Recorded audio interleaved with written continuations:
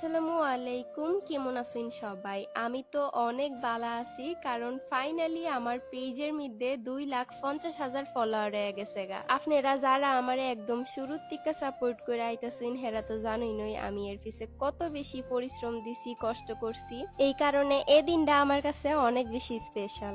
আর এই স্পেশাল দিনে আমারে ট্রিট দিত একদম ঢাকা থেকে আয়া পড়ছে দুইজন স্পেশাল মানুষ, আমার আফা আর দুলাভাই। বিশ্বাস করেন আমি এত বেশি খুশি হইছি যা আমি মুহের ভাষা দিয়া প্রকাশ করতে পারতাম না। যখন পেজটা শুরু করছিলাম অনেকেই মজা নিত যে তুই কিচ্ছুই পারতি না, হুদাহুদি একটা পেজ হইলা বইছস, আরো নানান ধরনের কথা। কিন্তু আমার একটা কথাই, আমি কিছু করতে পারি আর না পারি অনেক মানুষের বই নিতাম পারছি, আর অহন আমারে লাখ লাখ মানুষ আদর কইরা বইন কইরা ডাহে। জীবনে এর থেকে বড় পাওয়া আর হইতে পারে নাকি? ডিনার করবার লাগে আমরা আয়া পড়ছি আশুগঞ্জের একটা রেস্টুরেন্টে। আইতে না আইতে আফা আর দুলাভাই মিল্লা শুরু করে দিছে অর্ডার দেওয়া, কিন্তু আমি মেনুটা একদম সিনায়া হেরার টিকা লয়ে গেছি গা, কারণ ট্রিটটা আমারে দেওয়া হইতেছে, অর্ডারটাও আমিই দিমু। আমরা এদিকে অর্ডার দিতেছিলাম আর আম্মা আব্বা গেছিল গা কেক আনতে। তো কেকটা আইতে আইতে চলেন আপনাদের সাথে একটা গুরুত্বপূর্ণ কথা শেয়ার করি। চুলের যত্নে আমি অর্গানিক হেয়ার অয়েল আর হেয়ার প্যাক ইউজ করি, যার ফলে আমার চুল মজবুত, ঘন আর শাইনিং হইছে। চুলের সব সমস্যার সমাধান এই একটা কমবে।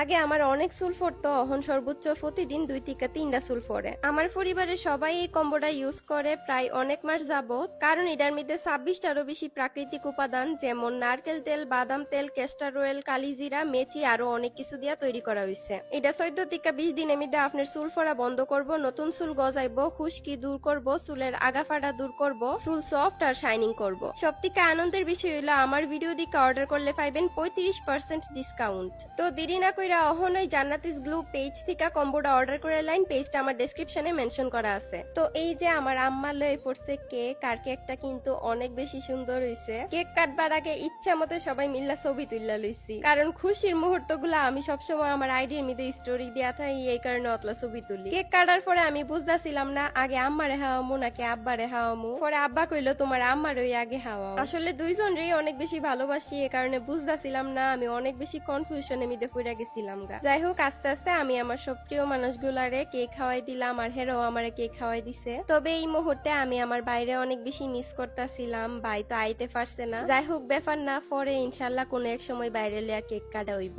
এইবার আমরা সব হাওয়া নেওয়া শুরু হয়ে গেছে গা। প্রথমে খাইবার লাগে আমরা নিছিলাম থাই স্যুপ আর অন্থন। স্যুপটা ভালোই আসছিল, আর অন্থন মিক্স করে খাইতে বেশি মজা লাগতাছিল।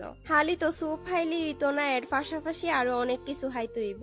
যেহেতু আজকে পাইছি বাইরে, ইচ্ছা মতে গিলুম আর পকেটটা হাইল্লা কইরা দিমু। স্যুপের পাশাপাশি আমরা আরো অনেক কিছু অর্ডার করছিলাম, তবে আমার সব থেকে বেশি ভাল লাগছে সিজলিংটা, এটা আমি একটু বেশি খাইছি। আমরা তো খাইছি, ওই পাশাপাশি আবার আমার নানা নানির লাগেও লয়া লইছিলাম, যেহেতু হেরা সাথে আইতে পারছে না, এই কারণে পার্সেল কইরা লইছি। আর এখন আম্মা আব্বা যাইবগা পার্সেলটা লইয়া নানি বাইত, আমি আফা আর দুলাভাই যামুগা বাড়ির মধ্যে। কিন্তু মজার ব্যাপার হইলো আমরা বাড়ির মধ্যে আইসি ঠিক ওই ঘরের চাবি আনতাম বইলা গেছি গা আম্মাতে। এরপরে আর কি বাড়ির আশেপাশে এমনি একটু এই রাতের বেলা আডাআডি করলাম, আর ফুসকিনির ফার বইয়া কিছুক্ষণ সময় কাটাইলাম। তো আজকের ভিডিওটা আসিল এ পর্যন্তই। অনেকদিন পরে আমরা সবাই এক প্রেমে দিকা কেমন লাগতেছে অবশ্যই কমেন্ট করে জানাইবেন। সবাই ভালো থাকুন, সুস্থ থাকুন, আল্লাহ হাফেজ।